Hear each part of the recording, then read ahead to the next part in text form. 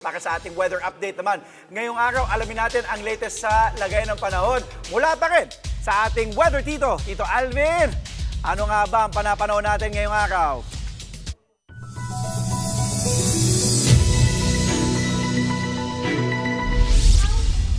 Good morning mga kapatid, weather update po muli tayo.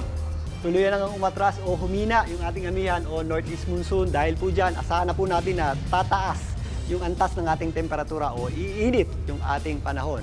At kadalasan nga, huling bahagi ng Marso o malapit sa March 20, idinideklara ng pag-asa ang pagtatapos ng amihan o yung pagpasok ng panahon ng tag-init natin. Dahil po dyan, asahan na po natin na mas iinit pa yung ating panahon sa mga susunod na araw at lalong-lalo na sa susunod na buwan. Meron pa tayong inaasahang bugso ng northeasterly wind flow o yung parang amihan din po natin na iba na ang katangian. Hindi na po yan ganon kalamig. Samantalang, nakakapekto naman yung ating tinatawag na Intertropical Convergence Zone dito po sa area ng Mindanao. Yan po ay magdadala ng mainit. Yan po ay magdadala ng mga posibleng pag-ulan at thunderstorms dito sa ibabang bahagi ng Mindanao. Kasama po dyan ang Zamboanga Peninsula, Sorsogon, maging dito sa area ng Davao Region. Pero asahan na po natin na magiging mainit at malinsangan panahon natin sa malaking bahagi na po yan ng ating bansa. Sa katunayan, nakapagtala po tayo ng matataas na heat index kahapon.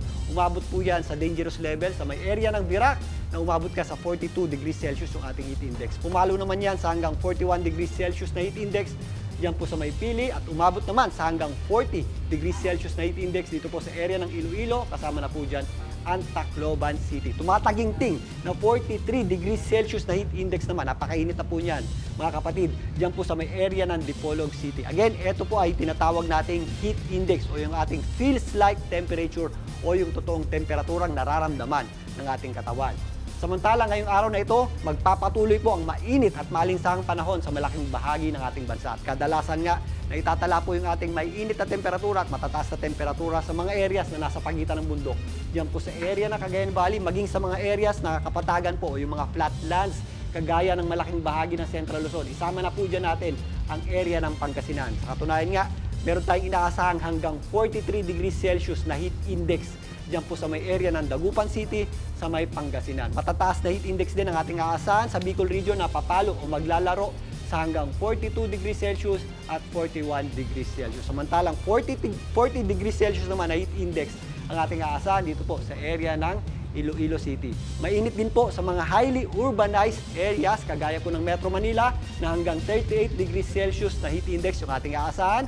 36 degrees Celsius naman dyan sa may area ng Cebu at 37 degrees Celsius naman dyan po sa may Davao area. Again, maghanda at mag-ingat po tayo sa matinding init ng panahon, particularly sa tanghali. Ugaliin pong uminom ng sapat na dami ng tubig at umiwas po sa direktang init ng araw para makaiwas sa heat stroke at dehydration. Kung may mga pag-ulan po tayo, ito naman po ay mga isolated na pag-ulan lamang, particularly dito po sa eastern section ng Luzon. Yan po ay mga pag-ulan na hindi naman tumatagal na kadalasang nangyayari kapag hapon at gabi. Speaking of ulan, alam nyo ba na may mga ulan na hindi sumasayad sa lupa? Ang tawag dyan ay virga. May mga pagkakataon na kapag maliliit ang patak ng ulan, nag-e-evaporate po ito agad bago pa man sumahid sa lupa. Nangyayari ito kapag ang ibabang bahagi o yung bottom side ng ating ulap ay mainit at dry. Kagaya ngayon, napakainit po ng panahon. Tinatawag din itong jellyfish clouds dahil sa nagmimistulang jellyfish ito dahil sa mga nakalaylay na ulan na hindi naman umaabot sa lupa. Kaunting morning kay alaman muna para sa nag-aagahan ngayong umaga. Muli, ako po ang inyong weather tito na laging may panahon para sa iyo. Maraming salamat, Tito Alvin! Mga kapatid, Dimples Romana po, kumpletuhin ang inyong umaga ng mga kwentong puno ng inspirasyon. Salubungin po ang bawat araw ng may ngiti at pag-asa. Kaya't mag-subscribe na po at mag-follow na sa aming social media pages ng News 5.